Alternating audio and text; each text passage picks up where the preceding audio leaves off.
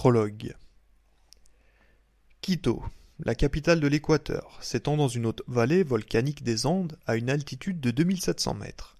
Les habitants de cette ville, qui fut fondée bien avant l'arrivée de colons en Amérique, sont habitués à voir de la neige sur les pics environnants, bien qu'ils vivent à quelques kilomètres à peine de l'Équateur.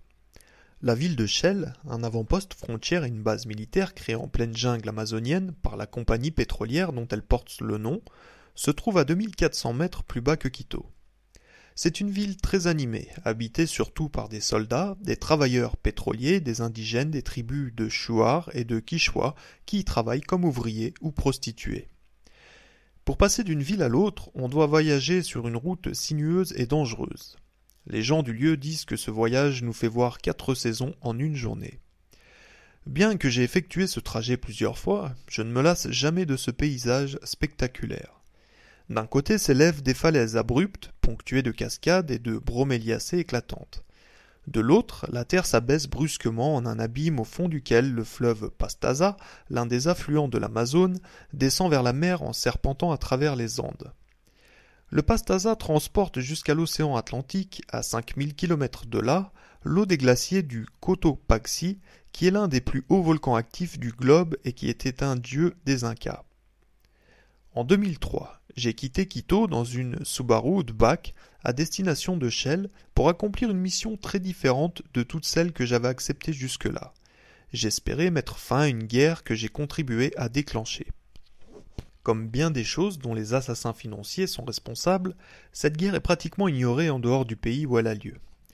Je m'en allais rencontrer les Achuars, les Aparos et les Chiwiyars, des tribus déterminées à empêcher nos compagnies pétrolières de détruire leurs maisons, leurs familles et leurs terres, au prix de leur vie s'il le faut. Pour eux, c'est la survie de leurs enfants et de leur culture qui est l'enjeu de cette guerre, tandis que pour nous, c'est le pouvoir, l'argent et les ressources naturelles.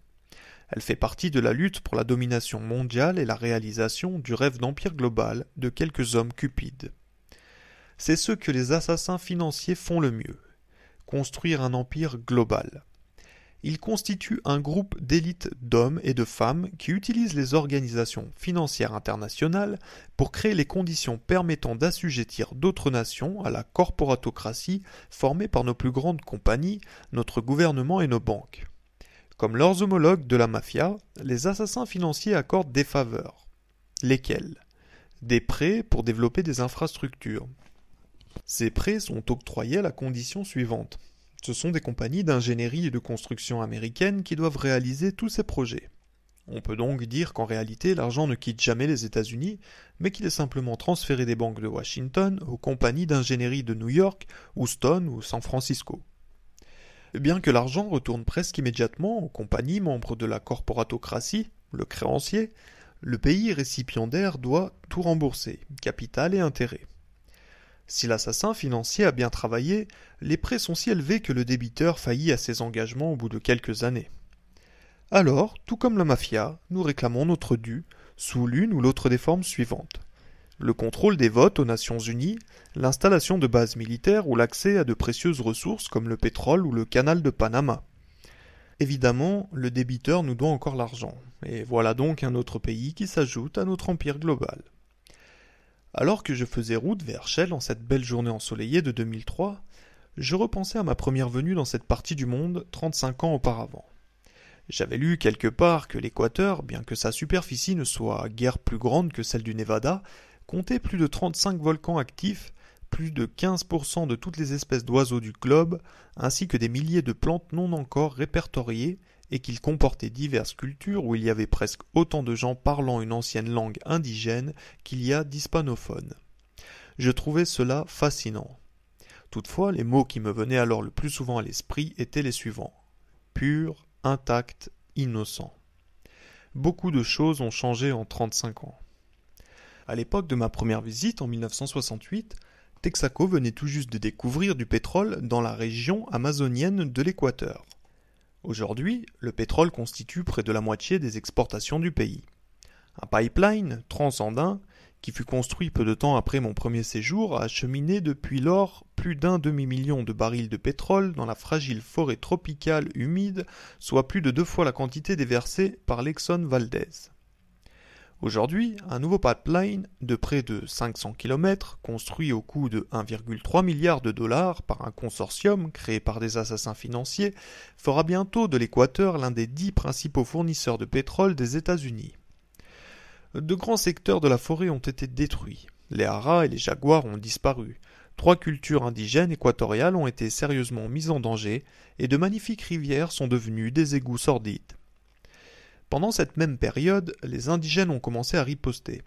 Par exemple, le 7 mai 2003, un groupe d'avocats américains représentant plus de 30 000 indigènes équatoriens a intenté une action en justice de 1 million de dollars contre Chevron Texaco. Selon les plaignants, le géant pétrolier, entre 1971 et 1992, a déversé quotidiennement, dans des trous béants et des rivières, plus de 4 millions de gallons d'eau usée, contaminée par le pétrole, par des métaux lourds et par des produits carcinogènes, et la compagnie a laissé à l'air libre près de 350 fosses à déchets qui continuent de semer la mort chez les humains et les animaux. Par la fenêtre de mon outback, je voyais de grosses nappes de brouillard passer lentement de la forêt au canyon du Pastaza. J'avais la chemise trempée, de sueur et l'estomac retourné, mais ce n'était pas seulement à cause de l'intense chaleur tropicale et des sinuosités de la route. Le rôle que j'avais joué dans la destruction de ce beau pays n'en finissait pas de me torturer. À cause de moi et de mes collègues assassins financiers, l'Équateur est en bien plus mauvais état qu'avant que nous lui ayons apporté les miracles de l'économie moderne, des banques et de l'ingénierie. Depuis 1970, durant cette période nommée par euphémisme le boom pétrolier, le niveau de pauvreté officiel est passé de 50% à 70%, le sous-emploi ou le chômage de 15% à 70% et la dette publique de 240 millions de dollars à 16 milliards. Entre-temps, la part des ressources nationales allouées aux segments les plus pauvres de la population est passée de 20% à 6%. Malheureusement, l'Équateur n'est pas une exception. Presque tous les pays que les assassins financiers ont mis sous la protection de l'empire global ont connu un sort analogue. La dette du tiers-monde est maintenant de 2,5 billions de dollars et sa gestion en 2004 coûte environ 375 milliards par an, soit plus que les dépenses totales du tiers-monde en matière de santé et d'éducation, et 20 fois le montant reçu en aide étrangère par les pays en voie de développement. Plus de la moitié des habitants du globe survivent avec moins de 2 dollars par jour, ce qui équivaut à peu près au montant qu'ils recevaient au début des années 70. Par ailleurs, 1% des foyers les plus riches du tiers-monde détiennent, selon les pays, 70 à 90% de toute la richesse financière privée et des propriétés foncières de leur nation. La Subaru ralentit en s'engageant dans les rues de la belle petite ville de Baños, célèbre pour sa station thermale, résultant de rivières volcaniques souterraines s'écoulant du mont Tungurahua, qui est très actif. Des enfants couraient le long de la voiture en nous envoyant la main et en nous offrant d'acheter de la gomme et des biscuits. Baños a toutefois rapidement disparu derrière nous.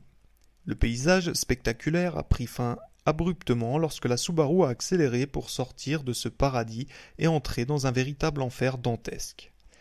Un monstre gigantesque se dressait hors de la rivière, un énorme mur gris en béton qui était tout à fait incompatible avec le paysage. Évidemment, je n'aurais pas dû être surpris car je savais depuis longtemps que je l'apercevrais au détour. Je l'avais déjà vu plusieurs fois et l'avais admiré en tant que symbole de mes réalisations d'assassin financier. Ce jour-là, pourtant, il me donna la chair de poule.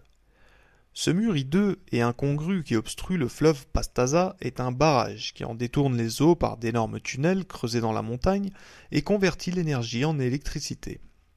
C'est la centrale hydroélectrique d'Agoyan, de 156 MW. Elle alimente les industries qui enrichissent une poignée de familles équatoriennes et elle fut à la source d'indicibles souffrances pour les fermiers et les indigènes qui vivent le long du fleuve. Elle est l'un des nombreux projets que j'ai contribué à développer avec d'autres assassins financiers.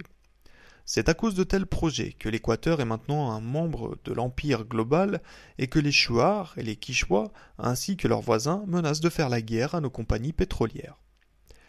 L'Équateur est maintenant enlisé dans les dettes et doit consacrer une part anormale de son budget national à leur remboursement, au lieu d'utiliser cet argent pour aider ces millions de citoyens qui sont officiellement classés comme dangereusement appauvris. Ce pays ne peut s'acquitter de ses obligations qu'en vendant ses forêts tropicales aux compagnies pétrolières. En effet, la principale raison de l'activité des assassins financiers en Équateur, c'est que la mer de pétrole enfouie sous la région de l'Amazonie équivaudrait à tous les gisements du Moyen-Orient. L'empire global réclame son dû sous la forme de concessions pétrolières.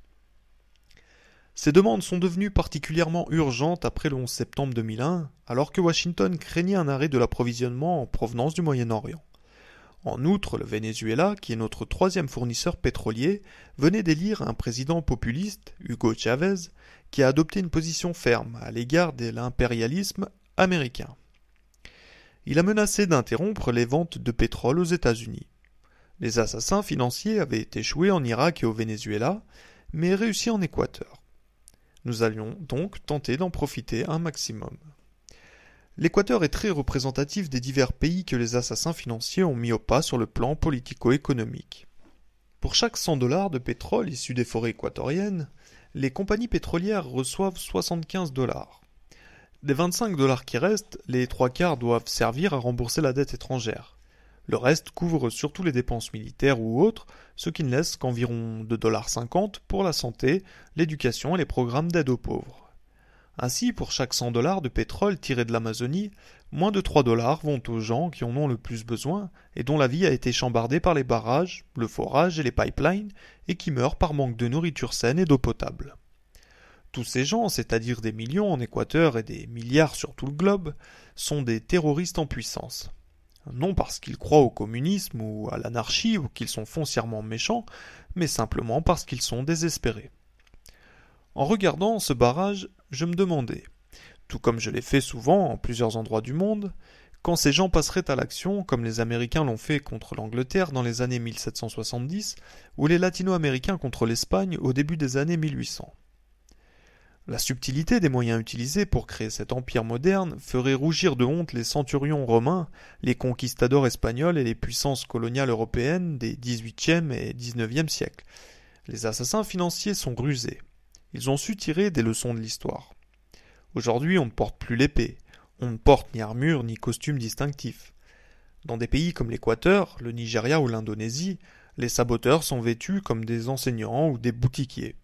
À Washington et à Paris, ils se confondent avec les bureaucrates et les banquiers. Ils semblent de simples individus normaux. Ils visitent les sites des projets et se promènent dans les villages appauvris. Ils professent l'altruisme, discourant pour les journaux locaux de la merveilleuse œuvre humanitaire qu'ils accomplissent. Ils couvrent de leur bilan et de leurs projections financières les tables rondes des comités gouvernementaux et ils donnent des conférences sur les miracles de la macroéconomie à l'école de commerce de Harvard. Ils travaillent à découvert. Ou, tout au moins, ils savent se faire accepter tels qu'ils se présentent. C'est ainsi que le système fonctionne. Ils commettent rarement des actes illégaux, car le système lui-même repose sur le subterfuge et est légitime par définition.